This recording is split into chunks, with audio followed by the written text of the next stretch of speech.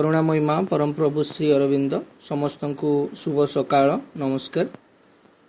आमे बुद्ध जो विषयटी रही ताकू आमे अध्ययन करुछि एवं यार गोटे सुंदर व्याख्या ये आमे देखिया को पाउछि जे प्रकृति रे बुद्ध सरल बुद्धंकर अर्थटी कौन एवं जेतिक दूर आमे पढ़ी थिले गतकाली जे गोटे कामनार विनाश कथा बुद्ध कहउचंती। कारण जेतिक भी दुख मनुष्य लाभ करुछि बा भोग करुछि पृथ्वी रे से सबू किछि दुखर कारण होउछि तार जो कामनाटी। अन्य प्रजाति गुड़िक जेतिकी मनुष्य छड़ा अन्य माने जो रहिले समस्त निजर प्रवृत्ति को लेकिन परिचालित होउछंती।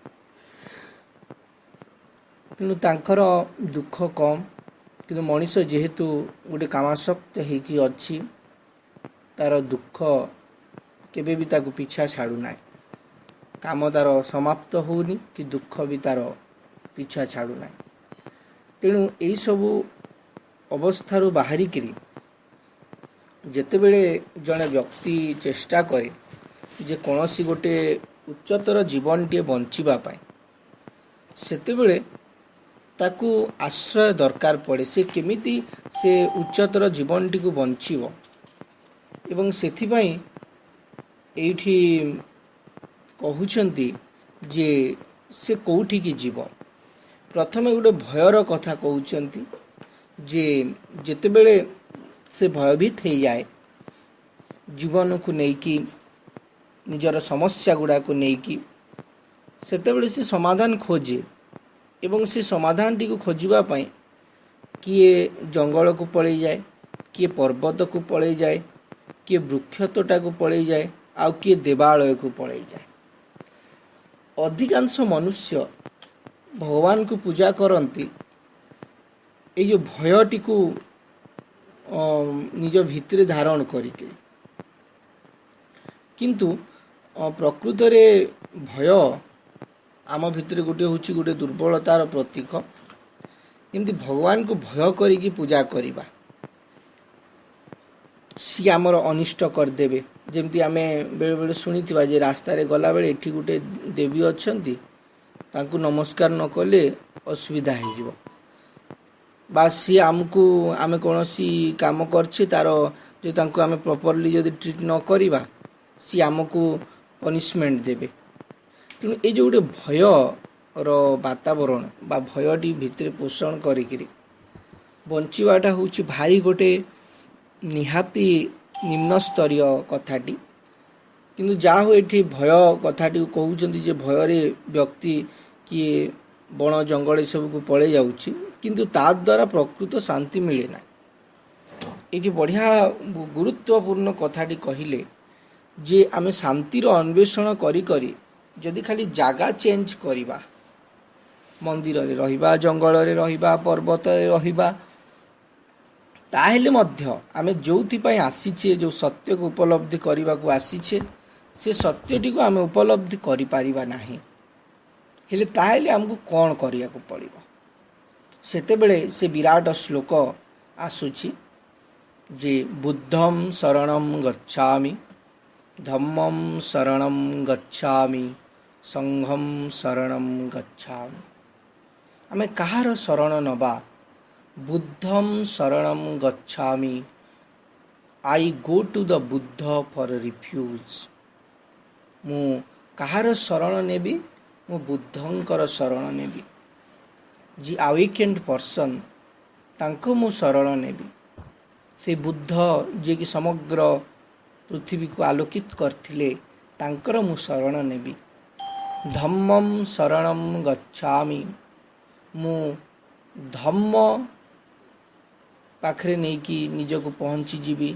से जो धर्मर उपदेश देइछंती जो कथा से कहिछंती ता पाखरे निज को समर्पित कर देबी। संघं शरणं गच्छामि। एवं से जो बौद्ध भिक्षुंकर जो संघ रही से मु जाइकी मिशीजी एवं निज को समर्पी देवी। प्रकृत रे ये जो ବାକ୍ୟ ଗୁଡ଼ିକର କେତେ ଗଭୀରତା ରହିଛି। ଯଦିଓ ଆମେ ମା ଶରଣଙ୍କ ଯୋଗ ପଥରେ ଅଛେ ଏବଂ ଏଇଠି ଆମେ ଏଇ ଶ୍ଲୋକଟାକୁ ଯଦିଓ ଉଚ୍ଚାରଣ କରୁନେ, କିନ୍ତୁ ଆମେ ଦେଖୁଛୁ ଯେ ଆମେ ଶ୍ରୀ ଅରବିନ୍ଦଙ୍କ ଶରଣରେ ଅଛେ, ତାଙ୍କ ପାଖରେ ନିଜକୁ ନେଇକି ନିବେଦନ କରୁଛି। ଏଇଟା ହେଉଛି ରାସ୍ତା। ଜଣେ ଯଦି ତା ଗୁରୁଙ୍କ ପାଖରେ ନିଜକୁ ନିବେଦନ ନ କରିବ, ତାହେଲେ ସେ କେବେ ବି ଯଥାର୍ଥରେ ଆଗକୁ ବଢ଼ିପାରିବନି।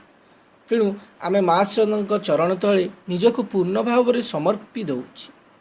ସେ ଯାହା କିଛି ଶିକ୍ଷା ବା ଉପଦେଶ ଆମକୁ ଦେଇଛନ୍ତି, ତାକୁ ସେତେବେଳେ ଧର୍ମ କହିକି କୁହାହେଉଥିଲା, କିନ୍ତୁ ବର୍ତ୍ତମାନ ଯେଉଁ ଆଧ୍ୟାତ୍ମିକତାର କଥା ଆମକୁ ଆସିକି ମା ଶରଣ କହିଛନ୍ତି, ସେଇ କଥାଟିକୁ ଆମେ ଜୀବନରେ ପାଳନ କରୁଛେ ଏବଂ ସେଇଠି ନିଜକୁ ସମର୍ପି ଦେଉଛେ। ଏବଂ ଆମେ କହୁଛେ ଗୋଟେ ଗ୍ରୁପ୍ ସୋଲ୍ର କଥା କହୁଛେ। ଯେତେବେଳେ ଆମେ ପାଠଚକ୍ରର ଭାଇ ଭଉଣୀମାନେ, ଆମକୁ ଲାଗୁଛି ଯେ ଆମେ ଗୋଟିଏ ପରିବାରର ହେଉଛୁ, ଜଣେ ଜଣେ ସଦସ୍ୟ ଭଳିଆ, ଗୋଟେ ମାତୃ ପରିବାର।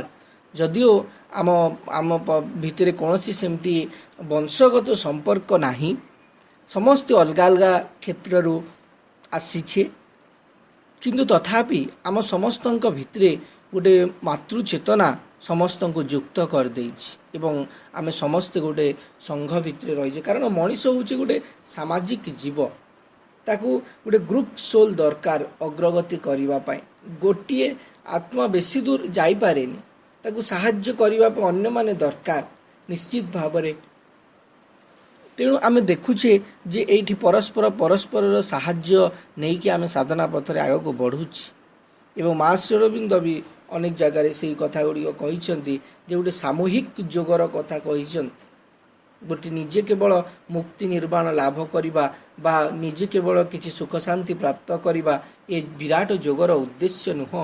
ସମଗ୍ର ମାନବ ଜାତିର ପରିବର୍ତ୍ତନ ଦରକାର ଏବଂ ସେଥିପାଇଁ ଆମେ ଗୋଟେ ଗ୍ରୁପଟେ ତିଆରି କରିଛେ, ଯେ ଏଇସବୁ ଲୋକମାନେ ଥିଲେ ମଧ୍ୟ ତା ଭିତରୁ ଏମିତି ଗୋଟେ ବାହାରିବେ କିଛି ଜଣ, ଯେଉଁମାନେ ସେ ଅତିମାନସ ଯୋଗକୁ ପ୍ରାପ୍ତ କରିବେ ବା ସିଆଡ଼କୁ ସେମାନେ ଯିବେ।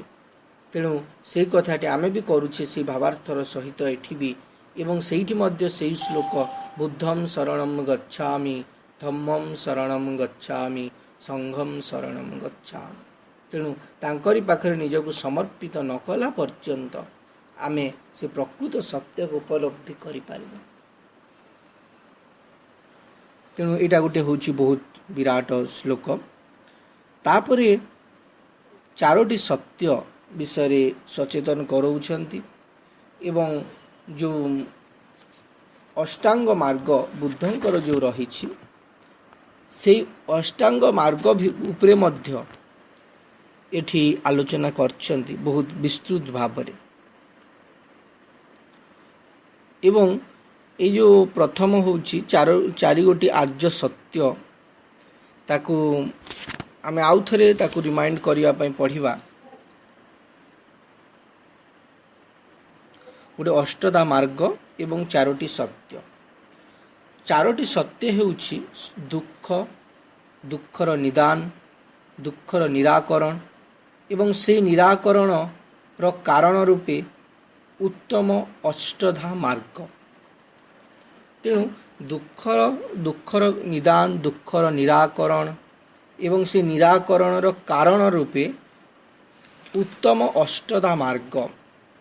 ମୁଁ ବହୁତ ସମୟରେ ବେଳେବେଳେ ଚିନ୍ତା କରେ, ଯଦିଓ ଆଜି ପର୍ଯ୍ୟନ୍ତ ତାର ଏକ୍ଜାକ୍ଟ ଅର୍ଥଟା ମୋତେ ମିଳିନି, ଯେ ଏଇ ଯେଉଁ ଅଷ୍ଟଧା ମାର୍ଗ 8ଟା କାହିଁକି କରାହେଇଛି। ଆମେ ପାତଞ୍ଜଳି ଯୋଗସୂତ୍ରରେ ବି ମଧ୍ୟ ସେଇ କଥାଟି ଦେଖୁଛି, ଅଷ୍ଟାଙ୍ଗ ମାର୍ଗ। ସେଠି ମଧ୍ୟ ପାତଞ୍ଜଳି କହିଛନ୍ତି 8 ପ୍ରକାର ମାର୍ଗ ବିଷୟରେ, ବା 8ଟା ହେଉଛି ଧାରା। ଯମ ନିୟମ ଆସନ ପ୍ରାଣାୟାମ ପ୍ରତ୍ୟାହାର ଧ୍ୟାନ ଧାରଣା ସମାଧି, 8ଟା ପ୍ରକାର ସେଠି ବି ରହିଛି। ଏବଂ ଏଇଠି ମଧ୍ୟ ଅଷ୍ଟଧା ମାର୍ଗ ବିଷୟରେ ବର୍ଣ୍ଣନା କରୁଛନ୍ତି। ତେଣୁ 8ଟାର ଗୋଟେ ନିଶ୍ଚିତ ଭାବରେ ଗୋଟେ ସିଗ୍ନିଫିକାନ୍ସ ରହିଥିବ, ଯେ ସବୁ ଜାଗାରେ ବହୁତ ଜାଗାରେ ଆମେ ସେଇ ପ୍ରକାରର ମାର୍ଗ ବିଷୟରେ ପଢ଼ୁଛି।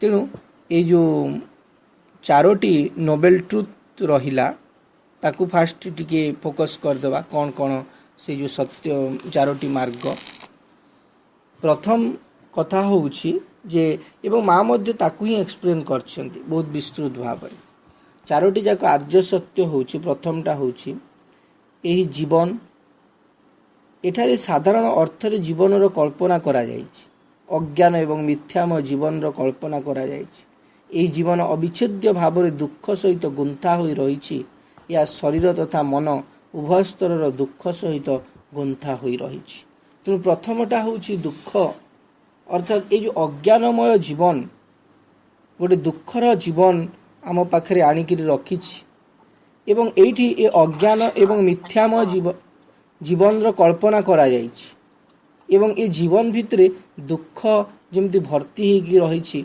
जीवनटी दुख सहित गुंथा होगी रही एवं शारीरिक दुख रही मानसिक दुख रही प्रकृति में मनीष जदि मन कर तार शरीरटा गोटे असुस्थ है धर किसी गोटे असुविधा है शरीर में तेज से शरीर में जो असुविधाटी है तापाई आम जी कष्ट पाऊे ता सहित मनटी जोड़ी हो जाऊँगी कहीकि आमर कष्टर परिमाण बहुत बढ़ी जाऊँगी मोर कौन हम केवे छाड़ब केमती हम न छाड़ले कौन हम मो बहुत बड़ रोग हो गला ये जो मानसिक जो दुख बा मानसिक चिंता मानसिक अवसाद जिते शारीरिक असुविधा सांगे युक्त हो जाए से दुखर परिमाणटी बहुगुणित हो जाए तेणु आमको एप्रति टे सचेतन होगा पड़ो शरीर असुविधा अच्छी से ठीक करने को आम चेष्टा करवा किंतु मन को लेकिन अजथारे आम कष्ट करवा नहीं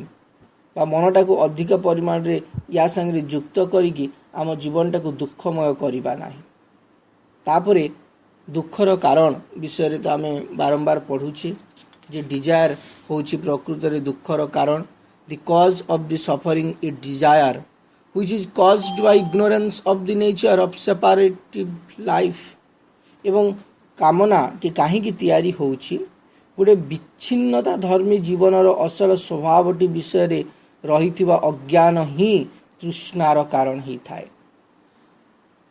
जेतेबेले मनीष अनुभव करि पारे नाही जे से मु परमंक सहित युक्त होगी अच्छी जेतेबेले से निजको अलगा करिकी देखे निजको विच्छिन्न करिकी देखे सेतेबेले ता भितरे नाना प्रकार कामनार उद्रेक हुए जेतिकी से मूल उत्स सांगे युक्त हो कारण मनीष कहीं कामना करे कारण ता पाखे कि जिनस नाही ताको प्राप्त करिवार अछि एवं से जो भाबुची जे मो पाखे बहुत जिनस नाही मु अलगा कहीकि सेटा ही ता भितर कामनार उद्रेक करुछि जदि से जानिदब जे जो विश्वातीत जो परम रहिछन्ति तांको सांगरे से युक्त होकर अच्छी तांको सांगरे से मिसिकी रही ताहले तार अप्राप्य कहीकि कौन अच्छी श्रीकृष्ण गीतारे से कथा कहउछन्ति जे एठी मु सबु बेले कर्मरत होकर अच्छी सबु बेले कर्मरत होकर अच्छी किंतु एठी मु जो कर्म गुड़िक करुछि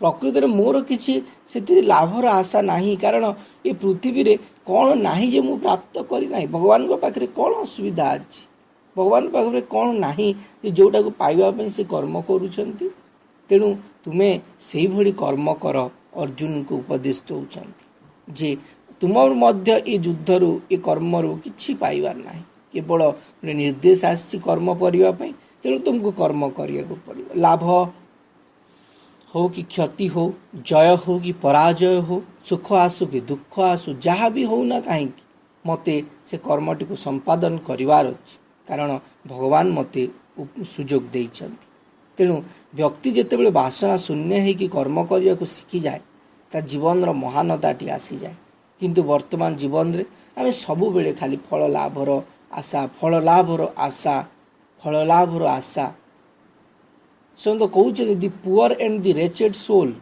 दरिद्र एवं दीनहीन आत्मा बोलिकी गोटे शब्दटे प्रयोग करछन्ति जो व्यक्ति एभली केवल फलर लाभ आशा रखिकी काम करे ताको दरिद्र एवं दीनहीन आत्मा कहीकि कहुए तेणु प्रत्येक कर्म पश्चात खाली से फल आशा करुए किंतु सबुकिछि जार से परम होउछन्ति आमर प्रकृत रे तांको सहित मिसिबार समय आछि किंतु आमे सेति जाऊना ଯେମିତି ଗୋଟେ ସୁନ୍ଦର ଗପଟେ ଅଛି।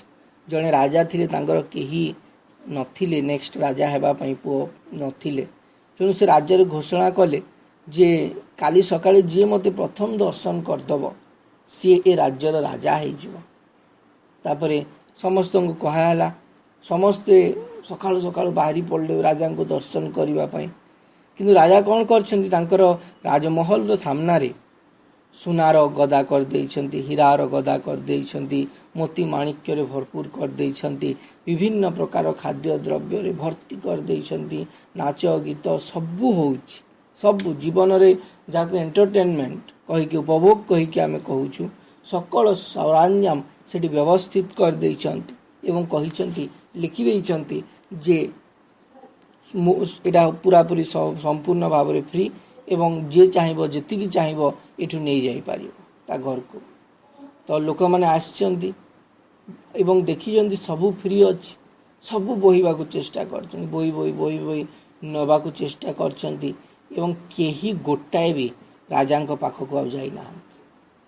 କାରଣ ଏଥିରେ ଏତେ ବ୍ୟସ୍ତ, ଏତେ ମାତି ଯାଇଛନ୍ତି ଯେ ଏସବୁ ଛୋଟ ଛୋଟ ବସ୍ତୁ ଭିତରେ ସେମାନେ ରାଜାଙ୍କୁ ଭୁଲି ଯାଇଛନ୍ତି ଯେ ଆରେ ତୁମେ ସେଠି ପହଞ୍ଚିଗଲେ ସମଗ୍ର ରାଜ୍ୟର ରାଜା ହେଇଯିବ। ଏଇ ଯେଉଁ ମୋତି ମାଣିକ୍ୟ ଧନ ସମ୍ପତ୍ତି ରହିଛି ଏ ସବୁ କିଛି ରାଜାର, ସେଟା ଭୁଲି ଯାଉଛନ୍ତି ସେତେବେଳେ ସମସ୍ତେ ଏବଂ ଏଇ ଛୋଟ ଛୋଟ ବସ୍ତୁ ପଛରେ ଧାଇଁଛନ୍ତି। ଆମର ଜୀବନଟା ବି ସେଭଳି ନୁହଁ। ଆମକୁ ଭଗବାନ ଦରକାର ନାହିଁ। ଭଗବାନ ଆସିଲେ ତ ଅସୁବିଧା ହେଇଯିବ। ଆମକୁ ଭଗବାନଙ୍କ ପାଖରୁ ସାମାନ ଦରକାର। କେତେବେଳେ ବି ଆମେ ଯାଇକି ସେଠି କହୁନୁ ଯେ ହେ ଭଗବାନ, ତୁମେ ମୋ ଜୀବନ ଭିତରକୁ ଆସ, ତୁମେ ମୋ ଘରକୁ ଆସ, ମୋ ସାଙ୍ଗରେ ଥାଅ। ବହୁତ ଲୋକ କେବଳ ଭଗବାନଙ୍କୁ କିଛି ଅର୍ପଣ କରନ୍ତି ଏବଂ ତା ବଦଳରେ କିଛି ପ୍ରାର୍ଥନା କରନ୍ତି, ମୋତେ ଚାକିରି ଦେଇଦିଅ, ମୋତେ ଇଏ କରିଦିଅ।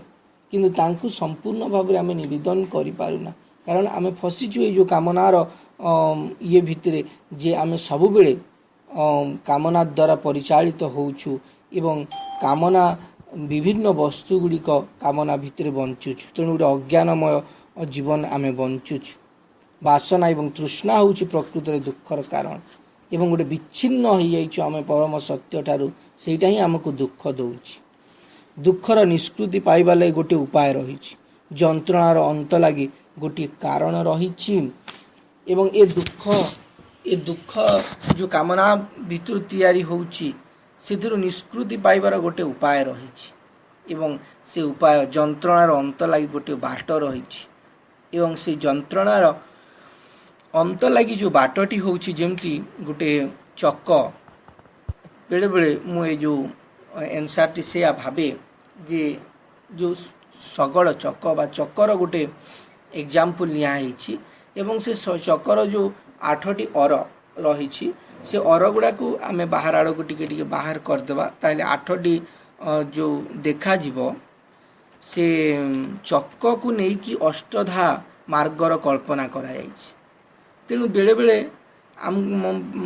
ଆମକୁ ଲାଗେ ଯେ ଏ ଜୀବନ ହେଉଛି ଗୋଟେ ଜୀବନ ଚକ୍ର ଆମେ କହୁଛୁ।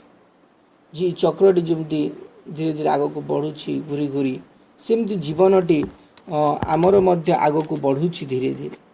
ତେଣୁ ଏଇ ଯେଉଁ ଚକ୍ରର କଥା କଳ୍ପନା କରାହେଇଛି, ସେଇ ଚକ୍ରର ଯେଉଁ 8ଟି ଅର, ସେ 8ଟି ଅରକୁ କେନ୍ଦ୍ର କରିକି ଆମେ ଅଷ୍ଟଧା ମାର୍ଗ କଥା ପଢ଼ିବା, ଯେଉଁଟାକି ସବୁବେଳେ ପ୍ରଥମଟା ହେଉଛି ଗୋଟେ ଯଥାର୍ଥ ବା କରେକ୍ଟ ବା ଟ୍ରୁ ସବୁଥିରେ ଲାଗିଛି। ଯଥାର୍ଥ ଦର୍ଶନ, ଯଥାର୍ଥ ଅଭିପ୍ରାୟ, କରେକ୍ଟ ଜିନିଷଟାକୁ ଚାହିଁବା, ଠିକ୍ ଜିନିଷଟାକୁ ଚାହିଁବା, କରେକ୍ଟ ଇଣ୍ଟେନସନ୍ ଅର୍ ଡିଜାୟାର। ଏଇଠି ଆମେ ମାନେ କରେକ୍ଟ ଇଣ୍ଟେନସନ୍, ଆମେ ସବୁ ଭୁଲ ଜିନିଷ ଗୁଡ଼ାକୁ ଚାହୁଁଛି। ତାପରେ ତୃତୀୟରେ କହୁଛନ୍ତି ଯେ କରେକ୍ଟ ସ୍ପିଚ୍, ଠିକ୍ କଥା କହିବା, ସବୁବେଳେ ଯଥାର୍ଥ ବଚନ କହିବା। ଗୋଟେ ଅଛି ଯଥାର୍ଥ ବଚନ କହୁଥିବ, ଯଥାର୍ଥ ବଚନ କହି ତୋଷିବ ପ୍ରାଣୀଙ୍କର ମନ, ଏମିତି ଗୋଟେ ବି ଆମେ ପଢ଼ୁ ବେଳେବେଳେ। କାରଣ ଇଏ ମୁହଁରେ ସବୁ କିଛି ରହିଛି। ଯେଉଁ ଆମେ ଶବ୍ଦଟି ଉଚ୍ଚାରଣ କରୁଛେ ୟା ଭିତରେ ଅନେକ, ୟା ଭିତରେ ଝଗଡ଼ା ହେଇଯାଇପାରିବ ଏଇ ଯେଉଁ ଶବ୍ଦକୁ ନେଇକି, ୟା ଭିତରେ ବାତାବରଣଟି ଆନନ୍ଦରେ ଭରି ଯାଇପାରିବ ଏବଂ ଏ ଶବ୍ଦ ଉପରେ ଯାହାର ନିୟନ୍ତ୍ରଣ ନାହିଁ ତା ଜୀବନଟି ପ୍ରକୃତିରେ ଭାରି ଦୁଃଖମୟ। ତେଣୁ କରେକ୍ଟ ସ୍ପିଚ୍ ଦ୍ୟାଟ୍ ହର୍ଟସ୍ ନନ୍, କାହାକୁ ଯେମିତି ଆଘାତ ଦେଉନଥିବ ସେମିତି ବାକ୍ୟ ତୁମେ କହିବ। କିନ୍ତୁ ଆଜି ଆମେ ଥରେ ଚିନ୍ତା କରିବା ଯେ ଆମର ବାକ୍ୟ ଦ୍ୱାରା କେତେ ଜଣ ବେଳେବେଳେ ଆଘାତ ପାଆନ୍ତି। କାହାକୁ ଗାଳି କରୁ, କାହାକୁ କ'ଣ କହିଦେଉ, ସେ ବ୍ୟକ୍ତିଟି କଷ୍ଟ ପାଏ। ତେଣୁ କାୟ ମନ ବାକ୍ୟରେ କାହାରି ପ୍ରତି ହିଂସା ଆଚରଣ ନ କରିବା, କାହାରିକୁ କଷ୍ଟ ନ ଦେବା। Correct behaviour, correct way of living, correct effort, ଠିକ୍ ପ୍ରଚେଷ୍ଟା ଏବଂ correct contemplation. Egoless thought concentrated on the essence of things, on the inmost truth and on the goal to be attained. ତେଣୁ ଏଇଠି କଣ୍ଟେମ୍ପଲେସନ୍ କହିଲେ ଆମେ ବୁଝିବା ଯେ ଏଇଠି ଗୋଟେ ଧ୍ୟାନର କଥା, ଗୋଟେ ମନନ ବା ଚିନ୍ତନ ବା ଏକାଗ୍ରତାର କଥା କୁହାହେଉଛି। କେତେ ସୁନ୍ଦର ଜିନିଷ ଗୁଡ଼ିକ ଯଦି ଆମେ ଏଗୁଡ଼ାକ ପାଳନ କରିପାରନ୍ତେ ଜୀବନରେ ପ୍ରକୃତରେ, ତାହେଲେ ଆମ ଜୀବନଟି କେତେ ସୁଖମୟ ନ ହେଇଯାଆନ୍ତା ଏବଂ ଦୁଃଖ ଗୁଡ଼ିକର ଅବସାନ ଘଟନ୍ତା। କିନ୍ତୁ ଆମେ ବହୁ ସମୟରେ ଏଥିପ୍ରତି ଧ୍ୟାନ ହିଁ ଦେଉନା ଏବଂ ଅଷ୍ଟଧା ମାର୍ଗ ରହିଛି କହିକି ବି ଏ ପୃଥିବୀର ବହୁତ ଲୋକ ଜାଣି ବି ନାହାନ୍ତି। ଅଷ୍ଟଧା ମାର୍ଗ ବୁଦ୍ଧ କହିଥିଲେ, ଖାଲି ବୁଦ୍ଧଙ୍କର ଫଟୋ ଗୋଟେ ଗୋଟେ ଆଣିକି ରଖିଦେଇଛନ୍ତି, କାରଣ ସେଇଟା ଆଜିକାଲି ଶୋ କରିବା ପାଇଁ ଭଲ ସୁବିଧା ହେଉଛି। ଯାହାର ଯେତିକି ଅଧିକା ପଇସା ଅଛି ବୁଦ୍ଧଙ୍କର ଗୋଟେ ଗୋଟେ ମୂର୍ତ୍ତି ଆଣିକି ରଖିଦେଉଛନ୍ତି, ଦାମକିଆ ଦାମକିଆ। ବୁଦ୍ଧଙ୍କର କିନ୍ତୁ ବହି ଖଣ୍ଡେ ନଥିବ, ବୁଦ୍ଧଙ୍କ ବିଷୟରେ ଅଧ୍ୟୟନ ନଥିବ, କିନ୍ତୁ ମୂର୍ତ୍ତି ଫଟୋ ବାସ୍ ସେତିକିରେ ଆମେ ରହିଯାଉଛୁ। ସ୍ୱାମୀ ବିବେକାନନ୍ଦ ମୂର୍ତ୍ତି ଫଟୋ ମିଳୁଛି, ଫଟୋ ଆଣିକିରି ଘରେ ଗୋଟେ ଗୋଟେ ଟାଙ୍ଗି ଦେଉଛନ୍ତି, କିନ୍ତୁ ତାଙ୍କୁ ପଢ଼ିବା, ତାଙ୍କୁ ଅଧ୍ୟୟନ କରିବା, ତାଙ୍କର ଶିକ୍ଷାଟିକୁ ନିଜ ଜୀବନରେ ଲଗେଇବା, ଏଇ ଇଚ୍ଛାଟି ସେତିକି ପରିଦର୍ଶିତ ହେଉନାହିଁ। ତେଣୁ ଏଟାକୁ ମନେ ରଖିବା। ପ୍ରଥମଟା ହେଉଛି ଯଥାର୍ଥ ଦର୍ଶନ। ବସ୍ତୁ ଗୁଡ଼ିକ ପ୍ରକୃତିରେ ଯେପରି ସେଗୁଡ଼ିକୁ ଠିକ୍ ସେହିପରି ଦେଖିବା, ଅର୍ଥାତ୍ ଶୁଦ୍ଧ ଭାବରେ ଦେଖିବା, ନିର୍ଭୁଲ ଭାବରେ ଦେଖିବା, ସର୍ବୋତ୍ତମ ଭାବରେ ଦେଖିବା। ଆମେ ଜୀବନକୁ ତିନୋଟି ଅବସ୍ଥାର ଲକ୍ଷଣ ଦେଇ ବୁଝିବା: ଦୁଃଖ, କ୍ଷଣସ୍ଥାୟିତ୍ୱ ଏବଂ ନିର୍ଦ୍ଦିଷ୍ଟ ଆତ୍ମକେନ୍ଦ୍ରର ଅଭାବ। ଧମ୍ମପଦରେ ଏହିପରି କୁହାଯାଇଛି, ମାତ୍ର ତାହା ପ୍ରକୃତିରେ ଠିକ୍ ସେହିପରି ନୁହେଁ। ଆମେ ଏହାକୁ ବରଂ ମନୋମୟ ଭୂମିର ସମଗ୍ରତାଟି ଉପରେ ଏକ ନିର୍ଦ୍ଦିଷ୍ଟ ଦୀର୍ଘସ୍ଥାୟୀ ଏବଂ ସ୍ୱତନ୍ତ୍ର ବ୍ୟକ୍ତିତ୍ୱର ଅଭାବ ବୋଲି କହିପାରିବା। ଠିକ୍ ଏହି କାରଣରୁ ହିଁ ଉଦାହରଣ ସ୍ୱରୂପ ସାଧାରଣ ଅବସ୍ଥାରେ ଆମେ ଆମ ଅତୀତ ଜନ୍ମଗୁଡ଼ିକୁ ଆଦୌ ସ୍ମରଣ କରିପାରୁ ନାହିଁ ବା ଆପଣାର ସମୁଦାୟ ଯାବତୀୟ ଜୀବନଟି ମଧ୍ୟରେ ଏକ ସଚେତନ ଅବିଚ୍ଛିନ୍ନତା ରହିଥିବାର ବୋଧଟିକୁ ଲାଭ କରିପାରୁ ନାହିଁ। ତେଣୁ ଯଥାର୍ଥ ଦର୍ଶନ ହେଉଛି ପ୍ରଥମ କଥା ଏବଂ ଯଥାର୍ଥ ଦେଖିବାର ଅର୍ଥ ହେଉଛି ଯେ ଆମେ ଏକ ସାଧାରଣ ଜୀବନଟି ସହିତ ଦୁଃଖ ସର୍ବଦା ଜଡ଼ିତ ହୋଇଯାଇଛି ବୋଲି ଦେଖିବାକୁ ପାଇବା। ବସ୍ତୁ ମାତ୍ରକେ ସବୁକିଛି ଯେ ଅତି କ୍ଷଣସ୍ଥାୟୀ ଏବଂ ବ୍ୟକ୍ତିଗତ ଚେତନାର କ୍ଷେତ୍ରରେ ଯେ ଆଦୌ କୌଣସି ଅବିଚ୍ଛିନ୍ନତା ନାହିଁ ସେହି କଥାଟିକୁ ଦେଖିବାକୁ ପାଇବା। ତେଣୁ ଏ ଯେଉଁ ଅଜ୍ଞାନମୟ ଜୀବନ, ସେଥିରେ ଦୁଃଖ ଭରି ହେଇକି ଅଛି। ଆମେ ସେଇ କଥାଟିକୁ ଦେଖିବାକୁ ଚେଷ୍ଟା କରିବା ଯେ ଯେଉଁ ଅଜ୍ଞାନଗ୍ରସ୍ତ ଜୀବନଟିଏ ମୁଁ ବଞ୍ଚୁଛି, ସେ ଅଜ୍ଞାନଗ୍ରସ୍ତ ଜୀବନଟି ହିଁ ହେଉଛି ଦୁଃଖର କାରଣ। ଯେଉଁ ଅର୍ଡ଼ିନାରୀ ଲାଇଫ୍, ଯେଉଁ ସାଧାରଣ ଜୀବନ ଭିତରେ ଆମେ ବଞ୍ଚୁଛୁ। ତେଣୁ ଯେତେବେଳେ ଜଣେ କରେକ୍ଟ ସିଂ, ଏବେ କ'ଣ ଲାଗୁଛି ଜୀବନଟା ଭାରି ଆମକୁ ଖୁସି ଦେଉଛି ବା ଆନନ୍ଦ ଦେଉଛି ଭଳିଆ ଲାଗୁଛି, କିନ୍ତୁ ଇଏ ସବୁ କିଛି ହେଉଛି ଯେ ଦୁଃଖର କାରଣ। ଯେଉଁ ଛୋଟ ଛୋଟ କଥା ଗୁଡ଼ିକ ନେଇକି ଆମେ ଏତେ ଖୁସି ହେଉଛୁ, ସେଇଟା ହିଁ ଯେ ପ୍ରକୃତିରେ ଆମ ଜୀବନକୁ ଦୁଃଖରେ ଭରି ଦେଇଛି, ସେଇ କଥାଟିକୁ ଜଣେ ଦେଖିବାକୁ ପାଇବ। ତାପରେ କରେକ୍ଟ ସ୍ପିଚ୍ କହିଲେ ଆମେ ମନେ ରଖିଦେଇପାରିବା, never speak uselessly and scrupulously, avoid all malevolent speech. ଯେଉଁ କଥା ଗୁଡ଼ିକ, ଯେଉଁ ବାକ୍ୟ ଗୁଡ଼ିକ ଆମ ଭିତରୁ ବାହାରି ଯାଏ ଏବଂ ଆମେ ତାକୁ ପ୍ରୟୋଗ କରୁ, ସେହି ସବୁ ବାକ୍ୟରୁ ନିବୃତ୍ତ ରହିବା। କରେକ୍ଟ ଇଣ୍ଟେନସନ୍, ଠିକ୍ ଅଭିପ୍ରାୟ, ଯଥାର୍ଥ ଅଭିପ୍ରାୟ ଏବଂ ସେହି କଥାଟିକୁ ଆମେ ବୁଝିବାକୁ ଚେଷ୍ଟା କରିବା ଯେ ଯଥାର୍ଥ ଅଭିପ୍ରାୟ। କିନ୍ତୁ ଏଇଠି କହୁଛନ୍ତି, ମା ଯେଉଁ ଶବ୍ଦଟିକୁ ବ୍ୟବହାର କରିଛନ୍ତି desire, but the same word desire should not have been used because we have just been told that we should not have desire. It is rather correct aspiration. गोटे कथा ये मुझे कही रखे जे गोटे डिजायर एवं आउ गोटे एस्पिरेशन ता भितर पार्थक्यटी कौन। डिजायर माने भी होची चाहिबा, एस्पिरेशन माने भी होची चाहिबा बा इच्छा करी। जेते जो जिनसटी आमे चाहिले आम चेतनाटी तलकू खसी जाए, अधपतित हो जाए, ताकू आमे वासना कहीकि कहबा। जो जिनसटी चाहिले आमर चेतनाटी ऊर्ध्व को चली जाए, ताकू आमे आस्पृहा कहीकि कहबा।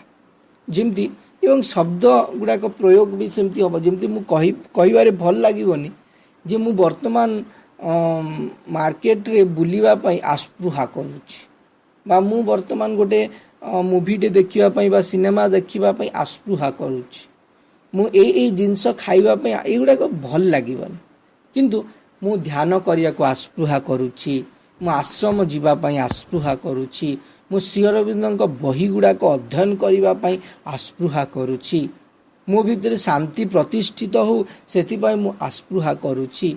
ए शब्द गुड़ा केते सुंदर लागिबो। तेणु जेतेबेले चेतनार उच्चता को उठी जाए, जो कार्यटी कले चेतना आमर ऊपर को उठी जाए, ताकू आमे आस्पृहा कहीकि कहू। जो कार्यटी कले आमर चेतनाटी तलकू खसी जाए, ताकू आमे डिजायर कहीकि कहू। तेणु माँ कहउछंती जे एठी दीटा जाक समान शब्द व्यवहार करबा उचित नुह। एठी जदि आमे एस्पिरेशन वर्ड टी जोड़ी दे पारिबा, करेक्ट इंटेंशन और correct aspiration, the word desire should be replaced by aspiration. तेणु एठी वासना जगार आमे आस्पृहा लगे देले। तेणु यथार्थ आस्पृहा, to be freed from attachment and to have kind of thoughts for everything that exists, to be constantly in a state of kindness, to wish the best for all always।